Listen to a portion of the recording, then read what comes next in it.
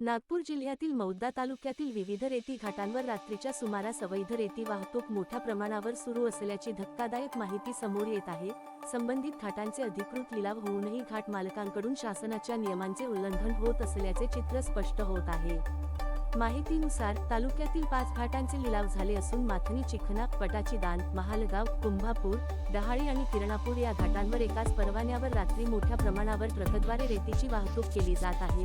महसूल विभागाने यापूर्वीच घाट मालकांना स्पष्ट सूचना दिल्या होत्या की विनापरवाना रेतीची वाहतूक करू नये, मात्र या सूचनांकडे जाणीवपूर्वक दुर्लक्ष केले जात असल्याचे दिसून येत आहे।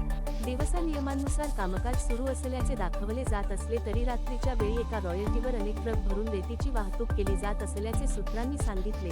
त्यामुळे शासनाच्या महसुलाला मोठा फटका बसत असून पर्यावरणीय नियमांचाही भंग होत आहे। या प्रकारामुळे प्रशासनातील कार्यपद्धतीवर प्रश्नचिन्ह निर्माण झाले असून घाट मालक आणि संबंधित पोलीस व महसूल यंत्रणांमध्ये संगनमत असल्याची शक्यता व्यक्त केली जात आहे। शासनाने याकडे तातडीने लक्ष देऊन कठोर कारवाई करावी अशी मागणी स्थानिक नागरिकांकडून होत आहे।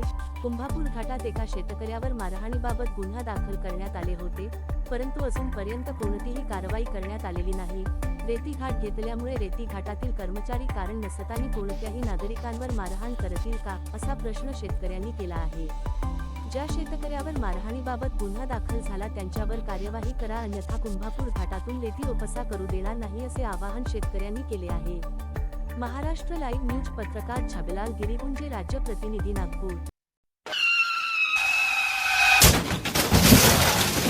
आता गाडीवर मोबाईल नंबर नाही तर इमर्जन्सी QR कोड लावा, जे तुम्हाला अडचणीच्या वेळी मदत करेल।